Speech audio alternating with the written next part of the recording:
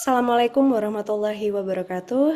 Selamat sore dan selamat datang di Asogi seri ke-153. Apa saja kutanya Himpunan Onkologi Ginekologi Indonesia. Asogi merupakan webinar online series yang diselenggarakan oleh Hogi dan menjadi wadah diskusi seputar permasalahan dan kasus-kasus terkait onkologi ginekologi. Alhamdulillah setelah 2 minggu kita tidak bersoa, akhirnya saya hadir kembali Dr. Herunisa sebagai host yang akan menemani bincang sore kita tentunya bersama Asogi.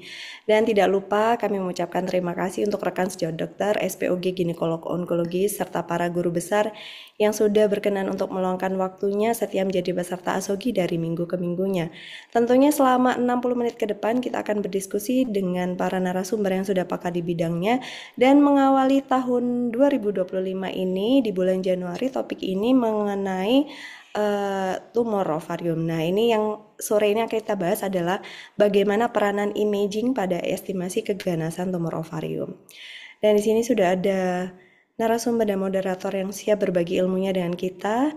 Izinkan saya menyapa terlebih dahulu narasumber kita yang pertama. Di sini ada Dr. Heru Priyanto, spesialis obstetrik ginekologi subspesialis onkologi. Dr. Heru ini merupakan konsultan onkologi ginekologi dari Fakultas Kedokteran Universitas 11 Maret di RSUD Dr. Mawardi Solo. Selamat sore Dr. Heru. Sore, Assalamualaikum. Assalamualaikum, Dokter Nisa, Waalaikumsalam. Dokter Hari, Dokter Topan. Terima kasih Dr. Heru sudah berkenan hadir. Narasumber kita yang kedua yaitu Dr. Hari Nugroho, spesialis obstetrik ginekologi subspesialis onkologi. Dr. Hari ini merupakan konsultan onkologi ginekologi di Fakultas Kedokteran Universitas Airlangga di RSUD Dr. Sutomo Surabaya. Assalamualaikum Dr. Hari, selamat sore. Waalaikumsalam warahmatullahi wabarakatuh. Selamat sore, Dokter Nisa, Dokter Heru, Dokter Tovan. Terima kasih dok, sudah berkenan hadir. Dan yang akan menjadi moderator kita pada sore hari ini adalah Dr. Tovan Widya Utami, spesialis obstetrik ginekologi subspesialis onkologi. Dr. Tovan ini merupakan konsultan onkologi ginekologi di Fakultas Kedokteran Universitas Indonesia, RSUPN Dr. Cipto Mangunkusumo, Jakarta, dan beliau juga sebagai Sekjen Hogi. Selamat sore Dr. Tovan. Ya, selamat sore saya. Assalamualaikum warahmatullahi wabarakatuh. Dokter Nisa, Dokter Heri, Dokter Hari, Profesor Dokter sekalian. Waalaikumsalam Selamat dokter. Sepertinya ada yang berbeda dok ini tampilannya Dr. Tovan ini. ya, ini Baik. dinamis. Siap, Dr. Tovan. Terima kasih banyak. Untuk para peserta Asogi, jangan lupa untuk mengakses akun pelataran Sehatnya, kemudian join Asogi dari awal sampai akhir karena presensi akan tercatat secara otomatis melalui sistem Zoom. Kemudian akan terverifikasi secara otomatis 1 hari setelah acara ini. Kemudian apabila ingin mengajukan pertanyaan secara langsung bisa menekan tombol raise hand terlebih dahulu atau mungkin langsung menuliskan pertanyaannya di fitur Q&A yang sudah kami sediakan. Dan sebelum kita memulai diskusi kita pada sore hari ini, saya akan mengundang Sekjen Hogi yang juga hadir sore hari ini sebagai moderator untuk memberikan sambutan sekaligus membuka acara Hogi ya dok. Kemudian bisa mungkin langsung menyambung untuk memandu jalannya pemaparan dan diskusi. Kepada Dr. Tovan Widya Utami, spesialis obstetrik ginekologi subspesialis onkologi, kami persilahkan. Ya, baik. Terima kasih Adinda tersayang ya, Dokter Nisa. Assalamualaikum warahmatullahi wabarakatuh. Salam hormat, salam sehat, selamat sore kepada Profesor Dokter sekalian dimanapun berada. Baik anggota HOGI maupun teman-teman SPOG non-onkologi ya. Di sini saya tentunya berkapasitas mewakilkan Bapak Ketua Umum kita, Dr. Brahmana, yang memang selalu tiada hentinya ya memberikan motivasi, memberikan segala macam inovasi ya sehingga kita dapat mewujudkan apapun yang kita cita-citakan ya. Dalam hal ini saya bersyukur sekali ya di awal tahun 2025 Dr. Heru, Dr. Hari ini double H, double H nih dari yang satu dari betul-betul luar biasa dari Solo, yang kedua luar biasa dari Surabaya ya. Jadi saya mendapatkan kehormatan dalam hal ini untuk memoderatori ya acara Asogi kita di seri 153 ini, yaitu suatu peran imaging pada estimasi keganasan tumor ovarium. Nah, ini menarik sekali ya. Jadi bahwa saat ini kita berkembang betul-betul, maaf ini ada yang unexpected error, saya nggak paham nih. Saya masih ada di situ. Ya, jadi sangat berkembang perkembangan dari imaging ini ya, baik yang dasar seperti USG yang tak ubahnya suatu stetoskop buat kita semua ya ginekolog itu sangat penting ya untuk menguasai bagaimana menjadi operator yaitu main behind the gun dari satu USG sebagai basic ya imaging kita ya. Tidak ada satu orang pun ginekolog yang memang bisa menilai dengan tangan saja gitu ya. Nah, kita sekarang berkembang bagaimana peran advance imaging ya, CT scan, MRI maupun PET CT nanti untuk bagaimana kita melakukan suatu upaya strategi dalam perioperatif pasien-pasien dengan adnexal mass dalam hal ini yang mungkin kecurigaan suatu keganasan atau yang lain gitu ya. Di sini sudah hadir pakar-pakarnya ya, Dokter Hari, Dokter Heru. Saya mendapatkan informasi bahwa saat ini yang akan memaparkan adalah Dokter Hari dulu. Mungkin Dokter Heru akan melengkapi ya dengan berbagai experience dari pengalaman klinis beliau ya. Jadi saya rasa saya tidak berpanjang-panjang ya. Selamat menikmati, selamat mengikuti Asogi kali ini. Mudah-mudahan banyak manfaat yang bisa teman sejawat peroleh ya. Tentunya untuk kemaslahatan kita bersama, terutama untuk pasien-pasien yang kita tangani. Terima kasih sekali lagi. Mohon maaf atas hal-hal yang kurang berkenan. Saya mengundang semua untuk memberikan input, saran dan apapun untuk brainstorming kita pada sore hari ini. Baik, demikian dari saya. Wabillahi taufiq wal hidayah. Wassalamualaikum warahmatullahi wabarakatuh. Saya kembalikan dulu kepada Adinda Dr. Nisa. Silakan. Baik, terima kasih banyak Dr. Tovan sudah berkenan membuka mewakili dari Ketua Hoki. Baik, selanjutnya ini saya kembalikan lagi ke Dr. Tovan berarti ya, ini selaku moderator untuk memimpin jalannya pemaparan dan juga diskusi kepada Dr. Tovan. Kami persilahkan, monggo silakan dokter. Sampai jam 16.25 ya dok. Ya, ya, ya baik sudah dibatasi ya oleh timekeeper kita ya, yang cantik tapi tegas ya. Ya baik, saya rasa saya tidak berlama-lama ya untuk kesempatan pertama ya saya nggak memberikan banyak prolog lah ya. Cuma dalam hal ini kita bertujuan untuk apa sih estimasi keganasan ya pada Texal Mesh dengan mengandalkan imaging kita ya tentu tujuannya adalah untuk kebaikan ataupun comprehensiveness dari pasien-pasien yang kita tangani sehingga tidak terjadi under ya manajemen, under treatment sehingga akan merugikan patient outcome kita tentunya ya. Jadi dengan demikian saya buka pertama kali untuk Adinda Dr. Hari Nugroho, saya Adinda saya dari Surabaya. Silakan monggo. Waktunya maksimal katanya 10 menit ya. Silakan. Baik, terima kasih Dokter Tovan sudah terlihat ya slide saya ya. Assalamualaikum warahmatullahi wabarakatuh. Baik, hari ini saya akan memaparkan sedikit untuk memancing pertanyaan tentang peran imaging pada estimasi keganasan tumor ovarium. Saya nggak sendiri sama Dr. Tovan dan Dr. Heru, kedua ini guru saya ya. Kenapa ini penting? Sebetulnya prevalensi massa dari origin ovarium pada pelvic mass itu cukup tinggi ya. Pertama, pada premenopause itu 8 sampai dengan 35%. Dan pada postmenopause 3 sampai 17%. Dan dari penelitian eh, studi terbanyak ini dilakukan sama IOTA ya, International Ovarian Tumor Analysis. Hampir 5.000 kasus dari multicenter, ada center onkologi, ada center yang non-onkologi. Dan ini kalau dari penelitian saya, dari pengamatan saya di onkologi center di Indonesia mungkin bisa lebih tinggi ya. Di negara maju itu yang kasus benign di center onkologi itu 57% dan yang benign 57%, yang malignan 43%. Dan yang dari rumah sakit lain 83% benign, 16% malignan. Mungkin kalau di Sutomo angka ini lebih tinggi ya malignansinya ya. Oke. Tapi nanti nggak tahu kita diskusikan juga dengan Dr. Tovan di UI dan Dr. Heru di Solo. Oke.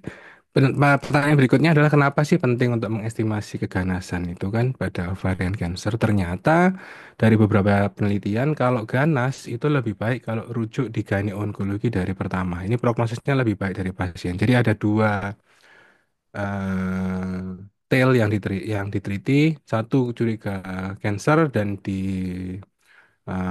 operasi oleh non-onco dan satu di operasi primernya dari Gyne Onco, ternyata overall survivalnya lebih jauh yang Gyne Onco dari awal. Walaupun pada akhirnya yang dibuka di awal yang di non gyne onco akan direevaluasi dan direoperasi dan berikan adjuvant treatment ke gyne onco ya. Tapi mungkin jadi kompleks juga ya kalau ke kita nggak dirujuk gyne onco lama nggak dioperasi atau pasiennya nggak mau berangkat ya. Mungkin kasusnya nanti berbeda, mungkin perlu diskusi ya. Terus kalau Dina tidak perlu rujuk ya. Terus estimasi imaging pada keganasan itu banyak ya, dari mulai non ekspertisnya ini non formula ya. Oh ini kelihatan ini berarti cancer. Oh kelihatan ini ya, berarti non cancer. Sampai dengan beberapa alat bantu ya. Yang paling tua itu ditemukan sama Jacobs ya. RMI. Walaupun nanti berkembang ya ada RMA 1, RMA 2, RMA 3, dan RMA 4. Kemudian dari Center Leuven itu bikin IOTA. Yang pertama Simple Rules, kemudian LR1, LR2, sampai sekarang yang terakhir Adnex model. Kemudian dari radiologi di Amerika bikin ORATS. Kemudian ada juga Sason dan mungkin masih banyak lagi ya yang di bawah ini semuanya. Maksudnya setelah ini dan di antara ini cuman mungkin kurang populer, paling enggak di telinga saya. Kita pakai yang mana itu pertanyaan yang paling sering ditanyakan ke saya. Jadi saya membuka wacana ini dengan menunjukkan berbagai data yang ada, yaitu kalau kita ngomong diagnostik, maka diagnostik eh, performance itu dilihat dari sense spec, negative predictive value, positive predictive value, ROC curve, sama kurvanya nanti kita lihat ya. Jadi nomor satu RMS score, originnya ini dari Jacobs ya tahun 90. Nah, ini RMS 1 nilainya seperti ini, RMI 2 seperti ini, 3 dan 4 yang menambahkan size of mass dari Yamamoto. Ini yang paling baru dari tahun 2009. Kemudian dari IOTA yang paling simple ya sesuai namanya, simple rules. Ada 5 kategori benign, 5 kategori malignan. Di atas itu lagi ada LR1, logistic regression 1 dari data yang di benign itu. Kemudian LR2 yang tidak membutuhkan CA125. Kemudian yang terakhir, yang paling mutakhir adalah Adnex model. Adnex model ini bisa pakai CA125, tapi nggak ada CA125 pun juga bisa. Kemudian ada juga Sason score yang dari ultrasound seperti ini. Kita coba lihat performance-nya ya. Kalau kita lihat ROC curve, ini kembali lagi ya, kalau dicek ROC curve ini dari yang ngeklaim bikin penelitiannya. Jadi kalau dicek di Scopus itu ngelihat RMI yang bikin ininya banyak sekali ya, yang bikin diagnostic value-nya ya, ROC curve-nya ini semuanya sensitivity banyak sekali ya. Tapi hampir semuanya ini di kurva yang cukup menjanjikan ya. RMI seperti ini, kemudian LR1, LR2 simple rules dibandingkan RMI seperti ini. Walaupun saya kalau dipikir RMI sama LR1, LR2 simple rules atau lebih baik lagi Annex, milih mana? Saya lebih milih Annex Index ya, karena terutama di Indonesia ini endometriosis dan TB abdomen tinggi sekali yang mana akan merancukan dengan CA125-nya ya. Nah, jadi ini seperti ini, kemudian dari ORATS juga seperti ini. Kemudian dari Sason Score juga cukup menjanjikan bila dibandingkan dengan yang lain. Jadi kesimpulannya hingga saat ini pun di organisasi dunia ya tidak ada klasifikasi yang diterima secara universal untuk mendefinisikan resiko keganasan. Di sini pakai A, di sini pakai B, di sini pakai C. Tapi semuanya sepakat, semuanya harus pakai tools. Tidak boleh pakai expert opinion saja. Jadi mau di center Belanda, misalnya Amsterdam pakai RMI. Masih sampai sekarang RMI. Tahun 1990 masih sampai sekarang masih dipakai. Di center kota lain ada yang pakai Adnex Index. Ya, itu tergantung rumah sakitnya masing-masing. Di Amerika Universal pakai ORATS ya. Semua ini punya sense dan spek yang bisa dibandingkan. Jadi usul saya adalah pelajari satu yang lebih mendalam, lebih baik lagi dipelajari beberapa mungkin ya. Terus kemudian dicek di senternya masing-masing, kira-kira dibikin penelitian, paling enggak, oh saya tahu yang paling baik yang ini ya, itu yang dikembangkan diteliti ya. Kalau mungkin lagi bisa dikombinasikan beberapa imaging scoring system, klinis dan laboratoris. Mungkin itu saja dulu Dokter Tovan untuk memancing diagnosis. Terima kasih. Assalamualaikum warahmatullahi wabarakatuh. Ya, terima kasih. Waalaikumsalam warahmatullahi wabarakatuh. Dokter Hari, luar biasa nih waktunya kurang nih. Harusnya harus tambah nih presentasinya. Luar biasa ya, Mak Jos ya, kalau apa singkat padat jelas ya. Baik, saya rasa ini sudah banyak memancing untuk pertanyaan ya. Tentunya nanti kita akan apa bahas di sesi diskusi Q&A ya. Silakan Dokter Heru, ada yang ingin ditambahkan dari apa yang sudah disampaikan oleh Dokter Hari? Ya, baik Dokter Tovan, terima kasih Dokter Hari.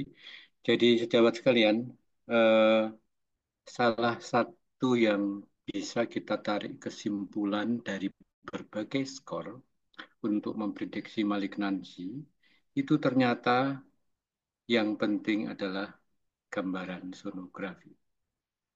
Kalau kita lihat misalnya RMI, Kujak, LR1 dan sebagainya itu ternyata gambaran sonografi lah yang penting.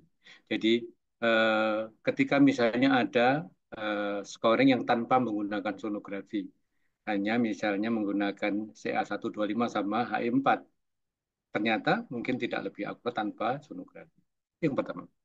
Sehingga yang penting adalah memang kemampuan kita untuk melakukan sonografi. Nah, yang penting adalah apa yang harus kita cari. Nah, sekarang saya izin Dr. Tovan untuk menampilkan sedikit terkait dengan peran uh, imaging dalam ini adalah Color Doppler untuk prediksi malignansi. Karena itu salah satu parameter dari uh, beberapa skor yang tadi sudah disebut oleh dokter Hari. Saya izin share screen ya. Ya, monggo, monggo dok.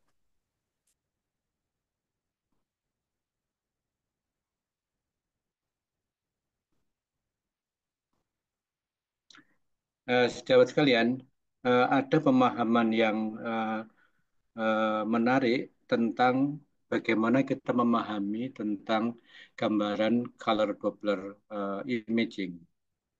Yang pertama adalah bahwa pada pembuluh darah normal itu lapisan kapilernya itu terdiri dari dua hal, yaitu lapisan endotel plus lapisan muskularis. Sehingga resistensinya itu normal. Nah, pada kondisi keganasan di mana terjadi neovaskularisasi, ternyata lapisan muskuler itu hilang. Itu yang pertama. Hanya selapis endotel pada pembuluh-pembuluh darah yang neovaskularisasi. Yang kedua, pada malignansi sering terjadi shunting pada arteriovenosus. Jadi itu kita sebut gambaran N-leg pattern. Kalau kita misalnya melihat gambaran di Doppler kita, saya yakin sejawat sekalian itu punya Doppler, itu warnanya biru sama merah yang bercampur. Nah, itu akhirnya terjadi perbedaan gambaran aliran darah pada pembuluh darah yang normal dan yang tidak. Sekarang saya tunjukkan. Ini adalah detail dari penilaian indeks-indeks dari color Doppler. Dulu kita menghitung RI dan PI-nya. Sekarang memang jarang dipakai karena kita lebih fokus terhadap kepadatan dari vaskuler. Ini adalah deskripsi lebih detailnya bahwa pada uh, vaskular neovaskularisasi terjadi peningkatan diastolik karena resistensi yang rendah. Saya skip. Ini adalah gambarannya. Pola dari pola gelombang dari Doppler. Saya tunjukkan dulu adalah uh, prediksi malignansi bila RI-nya adalah 0 di bawah 0,4 dan pulsatility index PI-nya kurang dari 1.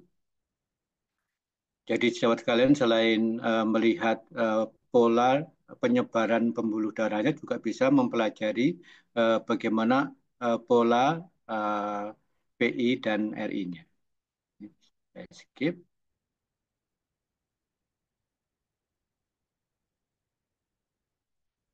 Bentar ya. Nah, ini adalah data terkait bagaimana kita mencari pembuluh darah atau mempelajari pembuluh darah pada suatu masa di aneksa.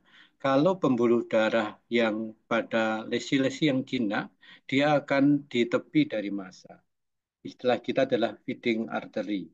Sedangkan apabila massa pada maligna terjadi neovaskularisasi, maka pembuluh darah yang banyak itu terjadi pada internal konsistensinya. Misalnya pada bagian padat atau bagian papil.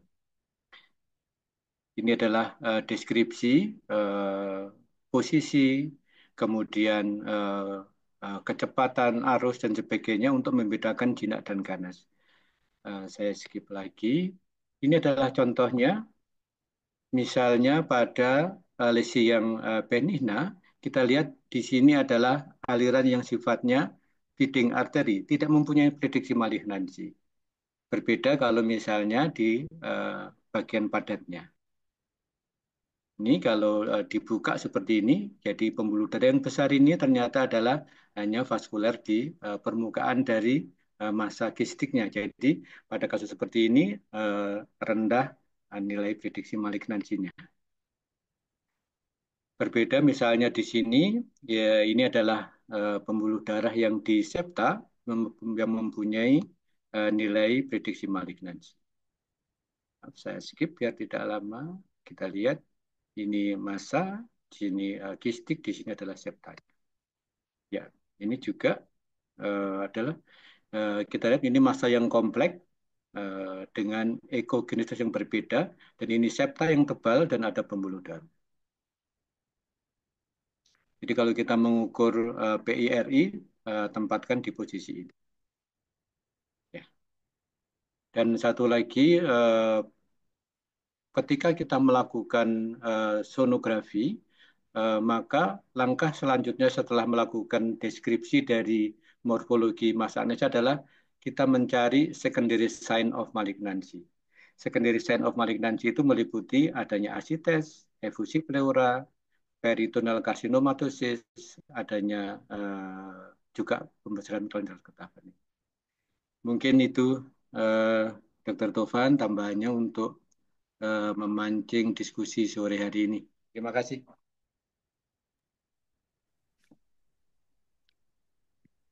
Ya, ya, baik. Terima kasih, Dokter Heru. Rasanya sudah dilengkapi ya dengan apa menjadi tadi tuh dasar kenapa sih kita harus melihat Doppler ya.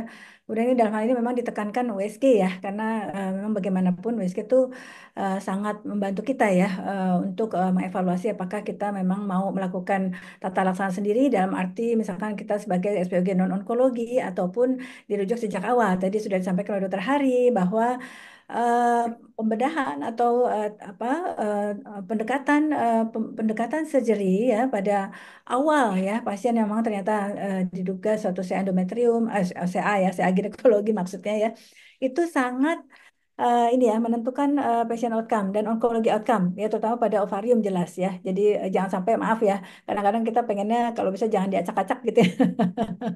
Sampai di kita masih rapi gitu ya sehingga kita bisa menentukan terapi yang optimal untuk pasien ya.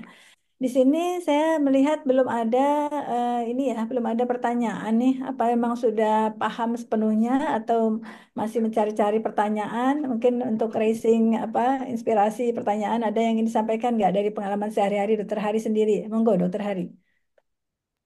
Baik, terima kasih Dr. Tovan. Kalau saya kebetulan bikin beberapa penelitian di Sutomo ya, sebagai tertiary center dan onkologi center.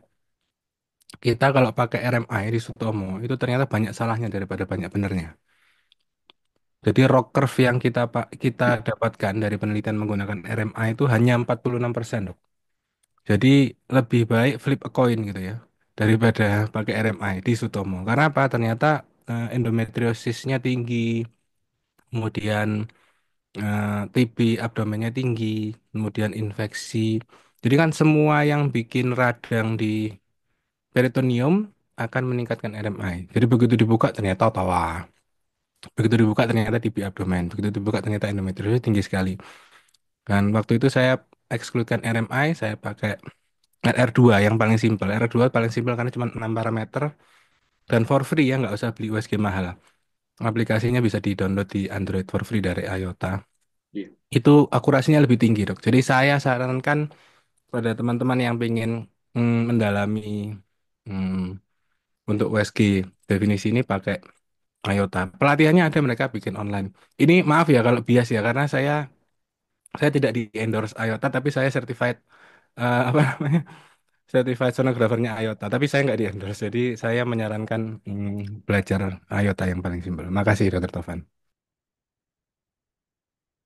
Ya, ya, saya setuju ya, setuju bahwa memang kalau kita lihat dari perbandingan antara prediksi ya atau estimasi keganasan ya tentang tadi tuh ya tentang apa Atexal Mass ya kita memang IOTA ternyata superior ya terutama pada hal sensitivitas dan spesifisitas juga ya sehingga memang di center kami ini sharing aja dari beberapa center ya di Jakarta para trainee kami memang sudah sangat ini ya luar biasa lancarnya ya untuk menampilkan pada pre-op-nya dengan IOTA ATNEX sampai ORAT score ya. Jadi artinya ORAT-nya berapa ketika misalkan kita sudah 45 udah jelas ya itu pasien nggak boleh tata laksana di non-center onkologi gitu ya. Jadi memang berlatihlah dengan IOTA ATNEX saya setuju sekali dan memudahkan gitu ya. Mungkin kalau kita melihat secara IOTA ATNEX ya di awal-awal kita bisa melihat easy descriptors dulu atau simple rules dulu itu kan mudah ya. Silakan, monggo Dokter Heru dari Center Solo bagaimana dong? Iya, setuju ya. Jadi memang prinsipnya sebenarnya aslinya kalau semakin banyak parameter yang digunakan untuk menilai sesuatu hal, artinya kita berusaha untuk mengkuantifikasi dari berbagai parameter, tentunya sebenarnya lebih baik, lebih baik. Jadi, tapi mungkin tidak praktis. Saya mau memberikan sedikit juga sharing pengalaman. Jadi memang pada kasus-kasus masa di Adnexa, kita harus hati-hati terhadap pemahaman eh, dinamika atau naik turunnya CA125 ya. Saya pernah mengikuti suatu seminar waktu itu di Serbia ya. Satu topik itu khusus mengenai kegalauan atau ketidaknyamanan pasien terkait dengan pemahaman naik turunnya CA125. Jadi hati-hati. Karena memang betul pada endometriosis, seperti dikatakan Dokter Hari, itu kadarnya bisa tinggi, 200, 300, 400. Cut off 600 itu sebenarnya memang selama saya praktek hanya 2 kali menemukan ketika kadarnya lebih dari 600 ternyata tidak malignan. Dan itu terjadi pada TBC intraperitoneal. Jadi memang ini adalah suatu apa itu pitfall bahwa hati-hati kita memaknai kadar CA125 dia sendiri karena sebagian dari sejawat-sejawat SPOG mungkin experience-nya tidak terlalu banyak terpapar, mungkin itu dinilai sebagai suatu hal yang mempunyai makna tinggi untuk prediksi malignansi. Begitu, Dr. Tovan. Ya, baik, setuju Dokter Heru ya. Jadi memang kembali lagi kita pada topik kita yaitu peran imaging ya. Tentu imaging tidak terbatas pada USG ya. Cuma tadi alangkah baiknya kita sebagai ginekolog gitu ya itu paham betul ya bagaimana kita mengoperasikan USG dan bagaimana menginterpretasikan dan mengaplikasikannya ya. Nah ini alhamdulillah sudah masuk pertanyaan dari Dokter Aditya Eri Pratama. Izin saya membacakan. Assalamualaikum, selamat sore dokter. Mohon izin bertanya. Bila pada pemeriksaan USG didapatkan gambaran massa hipoechoik yang besar dengan diameter lebih dari 10 cm, tidak ada gambaran solid maupun papil maupun septa, maksudnya septanya nggak ada kali ya, jadi unilokular ya, sistik unilokular mungkin ya, dengan CA125 normal, tapi didapatkan asites. Nah, dia, apakah kondisi ini lebih mengarah ke keganasan G, dokter? Pengalaman akhirnya pasien kami rujuk ke Center Onkologi. Matur nuwun. Ini masih cerita bersambung belum selesai nih. Banyak data yang kayaknya perlu dieksplor ya. Monggo saya berikan kesempatan kepada tadi Dokter Hari, Dokter Heru sekarang pertama kali. Silakan monggo dok ya. Iya, jadi seperti tadi saya sampaikan, selain memang imaging itu banyak, pengalaman kami pribadi itu bahwa sonografi itu satu hal yang penting, mungkin terpenting. Gambaran lesi yang hipoekoik monolokuler eh, dari satu poin itu aja dia memang tidak mengarah ke malignansi. Gambaran utama untuk studi malignansi adalah adanya solid part, bagian padat yang lebih dari 3 cm. Yang kedua adanya papil, jumlahnya lebih dari 3, tapi asalnya tidak boleh dari dinding luarnya massa. Asalnya dari septum atau dari bagian padatnya papil. Kemudian yang ketiga adalah adanya septum yang tebal lebih dari 3 mm. Itu sebenarnya. Sehingga dari parameter itu tadi tidak ada. Kemudian bagaimana dengan adanya asites? Asites memang betul bahwa adanya asites bisa merupakan secondary sign of malignancy, tapi tentunya belum tentu. Salah satu lagi, maaf saya melebar sedikit, salah satu yang tanda lain adalah adanya efusi pleura di paru sebelah kanan. Beda dengan kiri. Yang kanan itu memang patognomonis untuk ovarian cancer.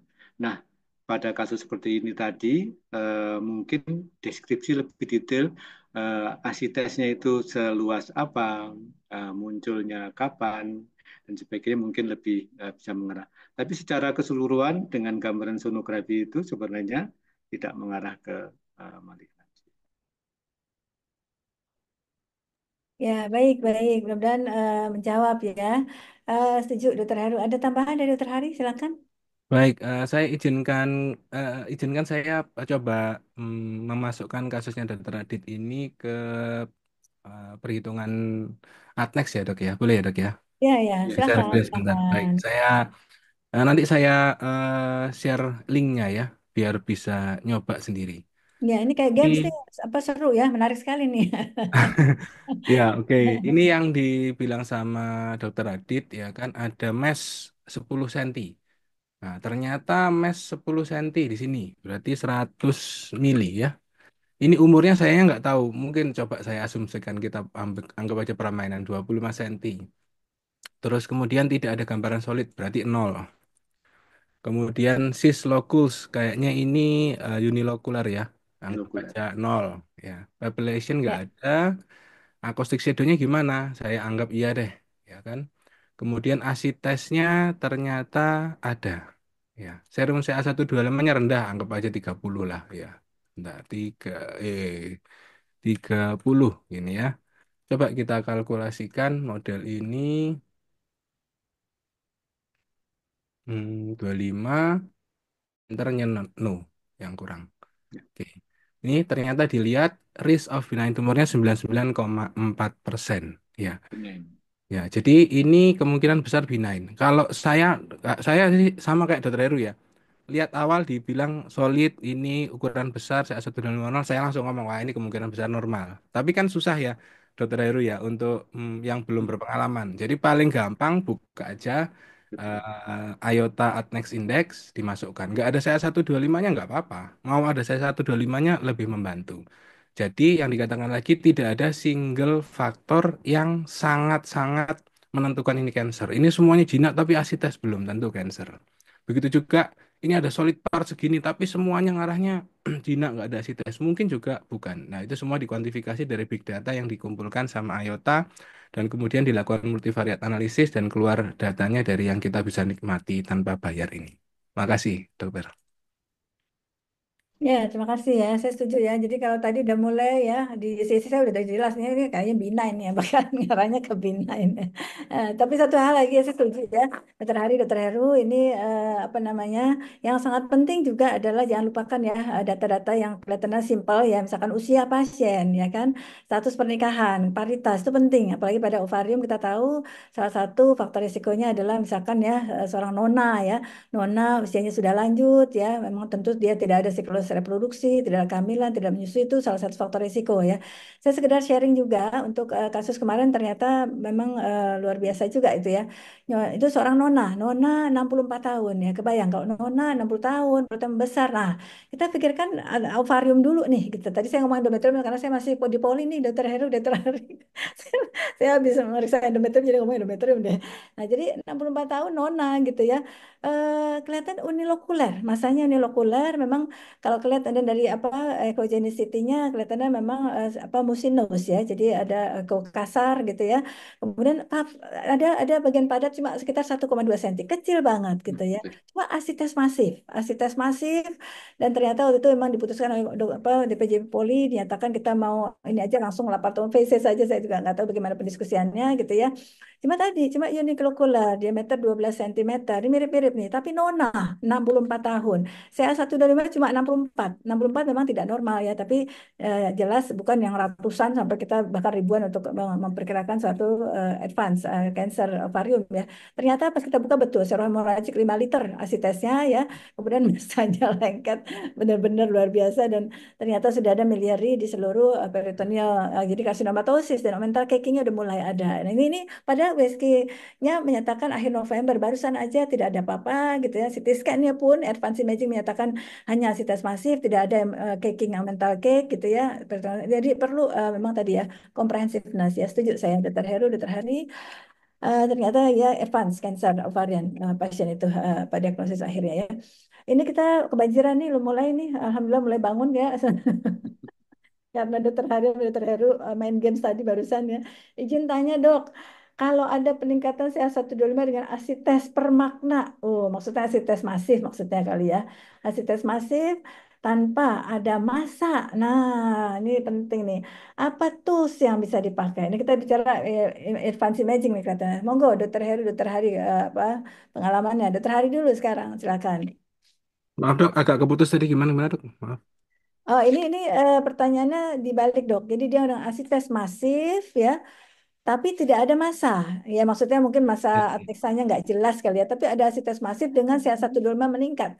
Apa tools ya, tools yang dia tanyakan mungkin apakah ya silakan monggo dokter Hari dulu ya. Ya, baik. Ini banyak juga kasus seperti ini ya. Ayota apa? CA125-nya tinggi dan ada asitas permakna, tidak ada massa sama sekali. Ya.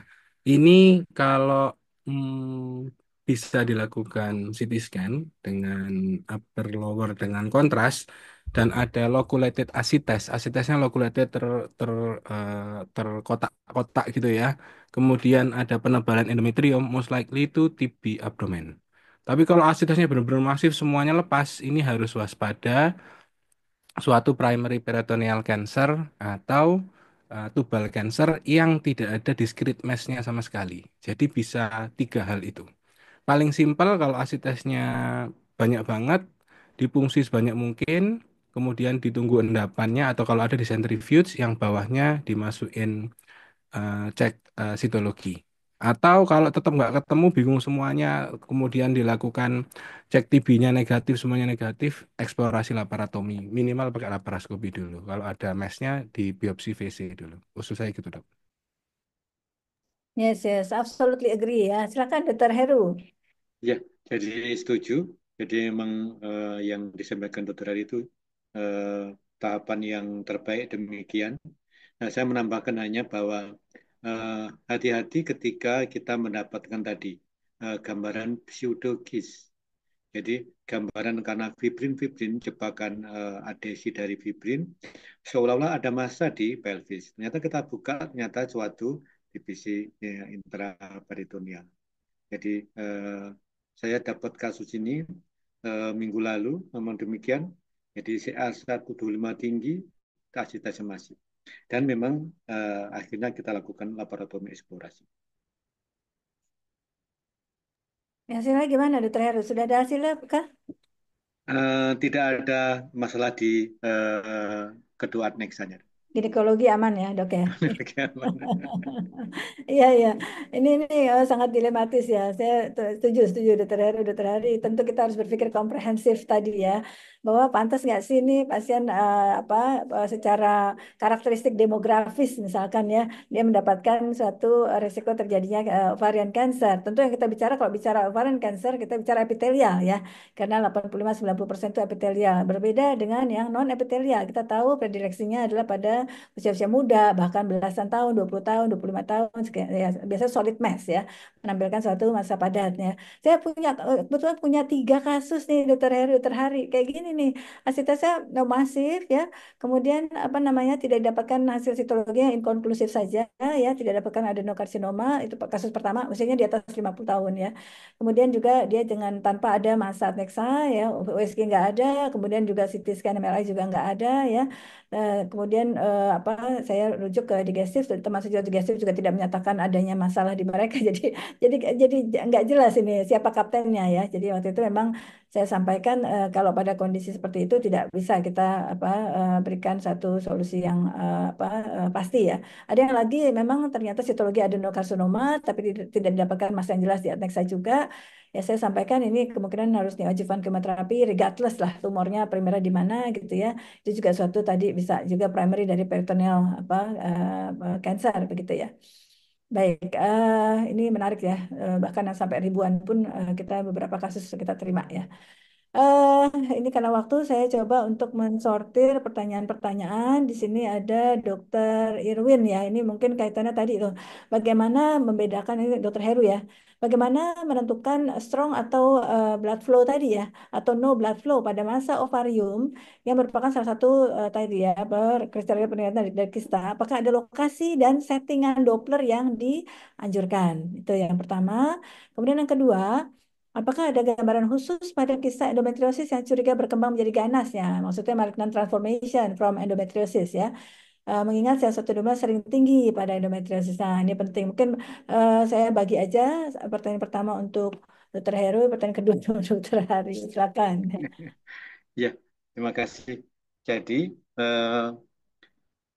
memang ketika kita melakukan color Doppler flow imaging, kita harus tahu bisa memilih tempatnya di mana karena itu akan menentukan hasilnya. Nah, seperti yang sudah saya sampaikan, yang mempunyai nilai prediksi malignansi adalah apabila meningkatnya densitas pembuluh darah itu di area pertama adalah bagian padat, yang kedua adalah di septum yang tebal. Kemudian apakah memerlukan settingan khusus? Sebenarnya settingan khususnya itu hanya kita ketika kita menempatkan color Doppler kita pada USG itu sedapat mungkin tidak terlalu lebar, jadi lebih fokus pada area yang akan diperiksa. Yang kedua, kita ada tombol yang diputar itu ditentukan arahnya dari sesuai dengan aliran darahnya. Kemudian yang terakhir adalah yang penting adalah kita harus mengetahui itu vena atau arteri karena gambaran polanya akan berbeda. Kalau vena itu mendatar, sedangkan arteri adalah bentuknya sinusoidal. Nah, yang terakhir adalah eh, memang kita pilih yang bentukan terbaik dari sinusoidal ini. Jadi ada peak sistoliknya, ada end diastoliknya, kemudian kita hitung baru RIPI-nya. Itu yang pertama. Terus yang kedua mungkin saya share sedikit, saya izin share ya, jadi sejawat sekalian, karena sekarang ini yang banyak digunakan adalah color score. Ini adalah saya contohkan color score di CA endometrium. Jadi color score 1 itu adalah normal. Jadi endometrium, myometrium yang normal dan endometrium yang normal. Nah, color score 2 mulai seperti ini. Color score 3 adalah gambaran lebih padat vaskularnya. Dan yang color score 4 ini apabila terjadi end-leg pattern. Kalau sejawat veto itu namanya laguna. Karena sudah terjadi pusaran adanya anastomose antara arteri dan vena. Nah, ini adalah mungkin tambahan informasinya bagaimana memeriksa color Doppler. Selain settingan juga kita sekarang menggunakan CS-nya berapa? CS-nya 1, 2, 3, atau 4. Demikian Dr. Tovan. Ya, makasih Dr. Heru. Saya jelas ya. Jadi vascular score itu penting ya, 1, 2, 3, 4 ya. Tentu kita nggak melihat vascular score saja. Beberapa kasus endometriosis vascular score-nya 2 ternyata clear cell bisa juga gitu ya. Baik, untuk pertanyaan kedua, monggo Dr. Hari. Baik, terima kasih Dr. Tovan. Mungkin sedikit nambahkan yang nomor satu tadi, Dok. Ya, jadi Ya, silakan silakan. usul untuk yang pertanyaannya itu bagus ya. Jadi kalau misalnya kita lihat, saya izin share dulu ya, Dok ya. Jadi kalau di IOTA, IOTA itu cuman pakai color score itu ada 1, 2, 3, 4 itu yang LR1 dan itu sudah ditinggalkan. Tapi kalau masih mau, saya setuju sama Dr. Heru tadi, ada namanya Doppler frekuensi, ada namanya PRF atau pulse repetition frekuensi, ada gainnya yang bisa dimainkan sehingga pada area yang dilihat ini pada yang gambar saya share ini bisa kelihatan vaskularisasinya. Jadi dimainkan aja. Berapa setting yang tepat beda-beda. Karena translasi dari perhitungan yang dikatakan Dr. Heru tadi, ya, kehilangan muskularis dan sebagainya itu dengan settingan gain tertentu, dengan settingan frekuensi tertentu, PRF tertentu itu keluarnya beda. Tapi coba dimainkan aja sampai bisa mengeluarkan vaskularisasi. Kalau skornya 1 seperti ini, skor 2 cuman seperti ini, 3 seperti ini, dan 4 yang rame seperti ini. Ya, karena ada keterbatasan 1, 2, 3, 4 ini susah ya diekspresikan untuk pendidikan. Kamu skor 1, 2, 3, 4 sangat subjektif, makanya di LR2 dan Atnex Index dihilangkan. Tapi kalau mau pakai LR1 boleh dipelajari seperti ini. Kemudian yang pertanyaan kedua, untuk gambaran khusus kista endometriosis yang curiga menjadi ganas ya. Nah, ini sampai detik ini saya belum pernah pengalaman ketipu sering gitu kan ya. Oh, ini endometriosis, ini internal echo positif CA125 tinggi, wajar endometriosis. HM4-nya juga rendah, romanya rendah, endometriosis ternyata clear cell. Nah, sampai detik ini saya belum pernah menemukan, saya pribadi belum pernah, saya belum pernah juga baca publikasi gambar patognomonis tertentu, gambaran CA endometriosis yang bertransformasi menjadi maligna dan terutama clear cell. Mungkin itu dari saya, Dok. Terima kasih. Ya, setuju, setuju. Dokter Heru ada yang mau ditambahkan untuk pertanyaan kedua? Ya, Singkat. jadi memang betul tidak ada gambaran patognomonis khusus secara sonografi untuk endometriosis. Justru yang harus kita waspadai adalah eh, kadang-kadang kita kira itu solid part, ternyata itu hemosiderin yang kental. Nah, ini yang kadang-kadang malah Ya, menjebak endapan ya, kita. Dokter Heru ya, Endapan endapan ya. ternyata. Mm-mm. Jadi lintrek-lintrek kayak coklat itu. Nah, satu hal mungkin sejawat yang pertanyaan tadi, yang bisa dicermati itu justru dari histo PA-nya. Jadi sekarang itu kita kenal namanya atypical endometriosis. Nah, atypical endometriosis adalah mungkin state O dari clear cell clear cell dari ovarian cancer. Nah, yang dicermati itu apa? Kalau bisa minta ke PA itu tolong dilihat apakah ada atypical struktural sama atypical seluler. Atypical struktural itu ternyata kelenjarnya bertumpuk-tumpuk, lebih padat.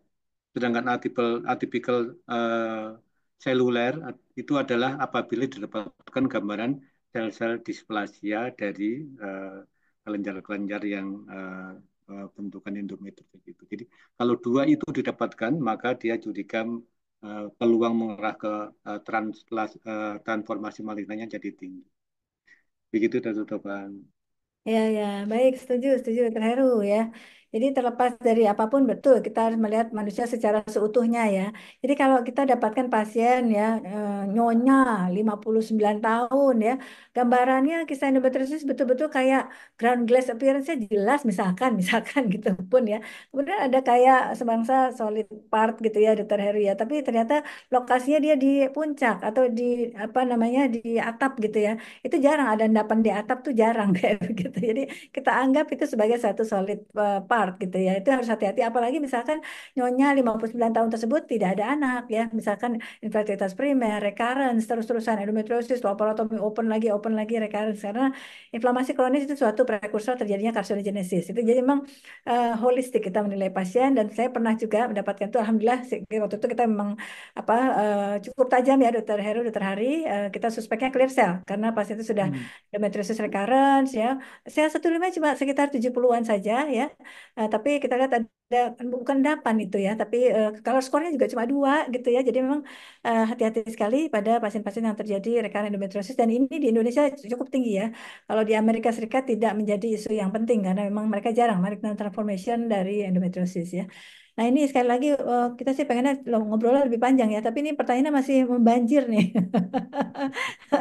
Saya bingung nih milihnya nih.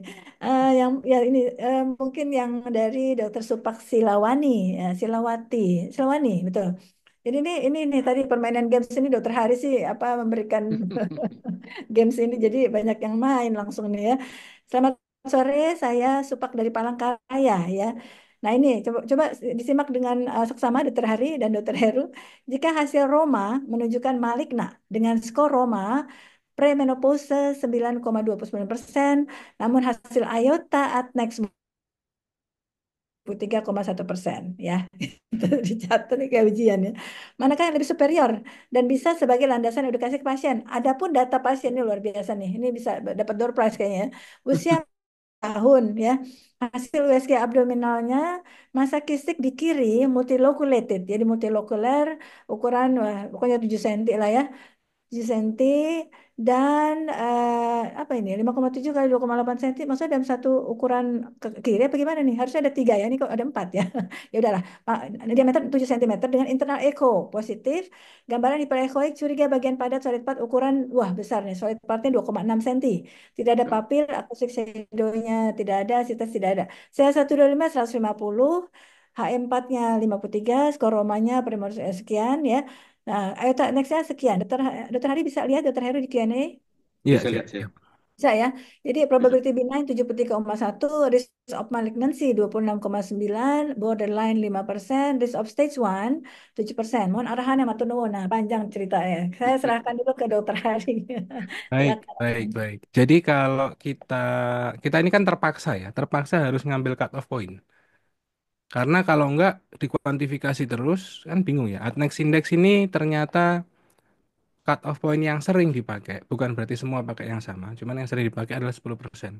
Which mean di atas at next index risk of malignancy di atas 10% udah consider malignancy.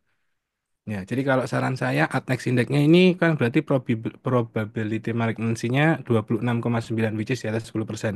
Rujuk aja. Apalagi skor Roma premenopause-nya 9,2%. Biasanya yang dipakai cut off point-nya 7% ya. Tergantung sih, tergantung senternya. Tapi rasanya 7%. Jadi ini kasusnya memang slight borderline, tapi on the safe side karena biasanya dipakai cut off point 10% dengan sensitivity dan specificity yang saya tunjukkan tadi dan Roma pun seperti itu. Saran kami, saran saya at least ya dirujuk nanti kita dokter Heru dan telepon. Terima kasih. Ya, Dokter Ari.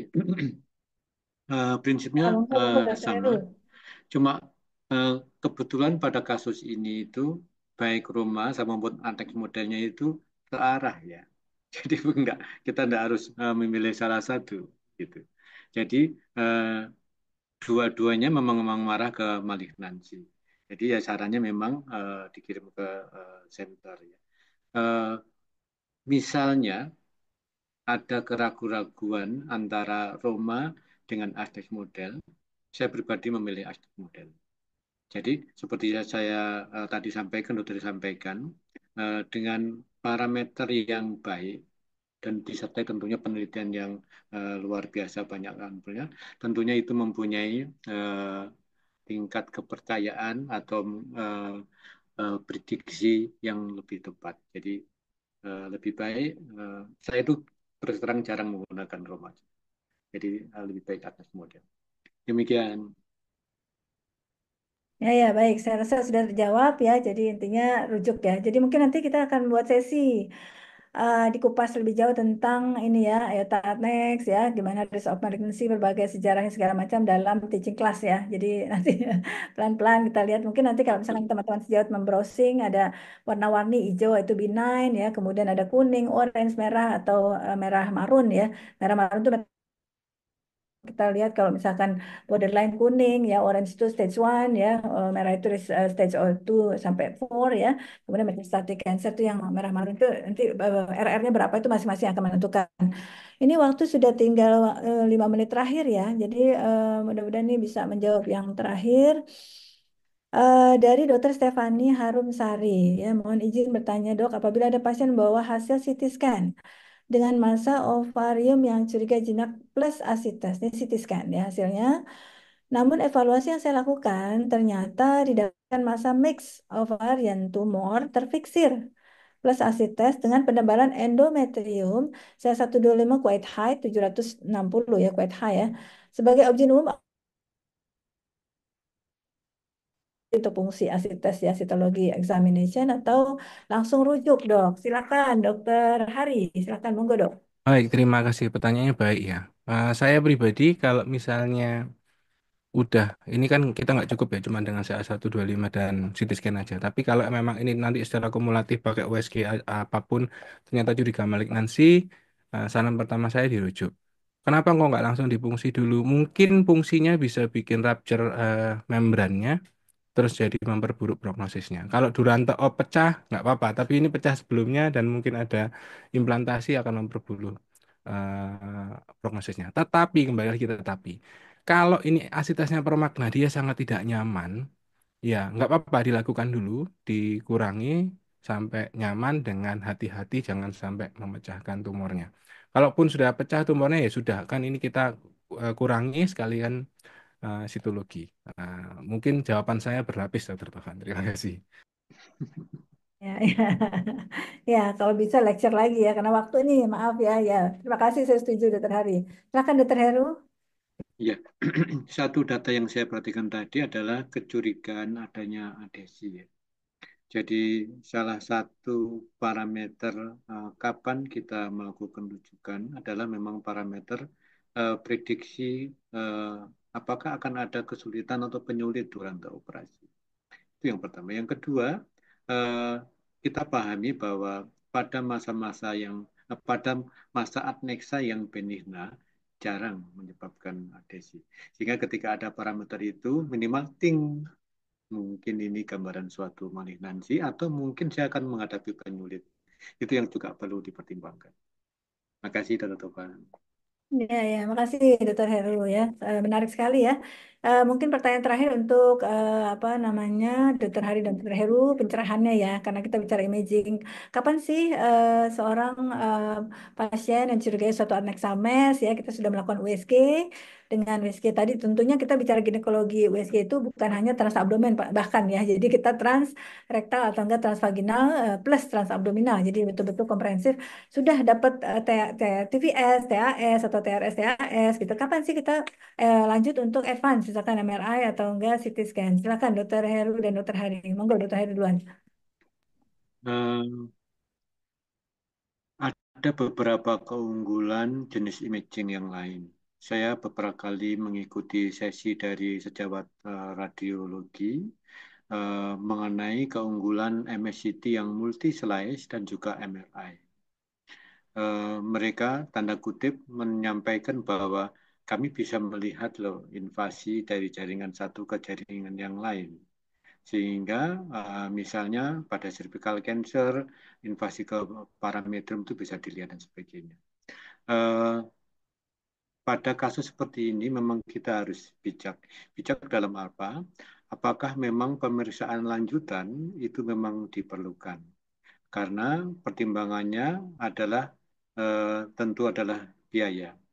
Di sisi lain dari pengalaman kami mungkin mungkin bisa aja sama mirip-mirip di mirip-mirip teman-teman onkologi lain sebenarnya relatif jarang diperlukan pemeriksaan lanjutan. Hanya pada kasus tertentu misalnya untuk melihat pembesaran kelenjar getah bening yang mungkin tidak cukup peka dengan USG mungkin bisa dilakukan. Nah, demikian Dr. Tova. Baik. Dari saya, Dr. Tovan terputus kayaknya. Ya. Kalau dari saya, kalau low resource setting sama saya dokter, sama seperti Dokter Heru, saya bahkan di rumah sakit Dr. Stomo kalau udah jelas ovarian mass, bahkan malignancy pun saya nggak pernah nambah diagnostik kelamaan, langsung dibuka aja. Eh, Kapan saya nambah di low resource setting? Kalau originnya tidak jelas, itu yang pasti. Kalau high resource setting mau jelas ovarian cancer, saya tambahkan imaging untuk guiding saya di kamar operasi supaya lebih baik. Tapi kalau low resource setting nggak perlu. Jadi kalau ditanya apa single prognostic factor, single pathognomonic factor yang perlu sampai lebih dari USG, jawabannya satu. Kalau originnya tidak jelas dari ovarium. Makasih dok. Ya, ya, terima kasih ya. Ini luar biasa ya, setuju saya. Ada satu hal yang memang perlu tadi ya, comprehensiveness ya, kemudian melihat tadi apakah kita mau mengeksplorasi kelenjar getah bening ataupun pada huge mass ya mungkin ya, massa yang sangat besar, kita ingin melihat seluruh topografi dari organ-organ terdesak. Ya, biasanya kita meminta untuk advance imaging ya. Di RSM sendiri saya sharing sedikit, setiap adnexal mass atau gini cancer bahkan kita sudah secara rutin Dokter Heru melakukan advance imaging ya, MRI ataupun CT scan ya. Dan kita alhamdulillah sih antrian kita tidak terlalu panjang. Jadi mudah-mudahan RSM dan siapapun nanti rumah sakit dimanapun akan menjadi high resource ya. Amin. Sama CT scan, amin ya. Tapi antriannya 5 bulan nih sama juga gitu ya. Biasanya kita CT scan kita 4 bulan dok, 3 bulan, 4 bulan. Iya, ya dalam antrian pasien bisa ya ternyata banyak juga yang upstaging ataupun bahkan meninggal dunia berpulang gitu ya. Itu yang tidak kita inginkan. Tentu ini tadi ya value base ya. Kita tahu evidence ya kapan kita bisa menerapkan pada setting di mana kita bekerja. Baik, saya undur diri sebagai moderator. Mohon maaf atas hal yang kurang berkenan. Luar biasa apresiasi yang setinggi-tingginya kepada para expert dari 2 kota yang berbeda. Nih para bos semuanya. Saya jadi bingung nih ya. Ya, saya tidak menyimpulkan, nanti Adinda yang cantik kita ini akan menyimpulkan. Ya, terima kasih semuanya. Wassalamualaikum warahmatullahi wabarakatuh. Waalaikumsalam warahmatullahi wabarakatuh. Luar biasa, terima kasih banyak. Kami ucapkan apresiasi juga untuk para narasumber dan moderator kita sore hari ini. Terima kasih banyak Dr. Heru, Dr. Tovan, Dr. Hari Nugroho. Luar biasa banyak ya yang kita pelajari sore hari ini. Tidak terasa 1 jam kita sudah berdiskusi. Semoga apa yang kita diskusikan sore hari ini memberikan banyak manfaat. Dan tadi disebutkan bahwa imaging dalam hal ini mungkin lebih ke sonografi atau USG itu sangat penting peranannya dalam mendiagnosis keganasan pada ovarium. Selain untuk menentukan diagnosisnya apakah ini ganas atau tidak, itu akan menentukan bagaimana tata laksananya, karena yang curiga ganas seharusnya idealnya harus di tata laksana di center onkologi, dan kemudian nanti dari tata laksana tersebut akan menentukan bagaimana outcome-nya pasien. Beberapa skor yang sudah disebutkan tadi seperti RMI, IOTA, atau ORATS bisa digunakan untuk membantu memprediksi keganasan pada ovarium. Baik, kepada seluruh peserta ASOGI jangan lupa untuk mengecek pelataran sehatnya secara berkala, kemudian menyelesaikan pembelajaran sampai batas waktu hari Jumat. Dan jangan khawatir yang ketinggalan join ASOGI, hari ini bisa diakses melalui akun YouTube ASOGI, begitu juga dengan seri-seri ASOGI yang sebelumnya. Terima kasih banyak atas perhatian dan atensi seluruh peserta ASOGI. Sampai jumpa di seri ASOGI berikutnya. Kami izin undur diri. Wassalamualaikum warahmatullahi wabarakatuh. Waalaikumsalam. Terima kasih dok.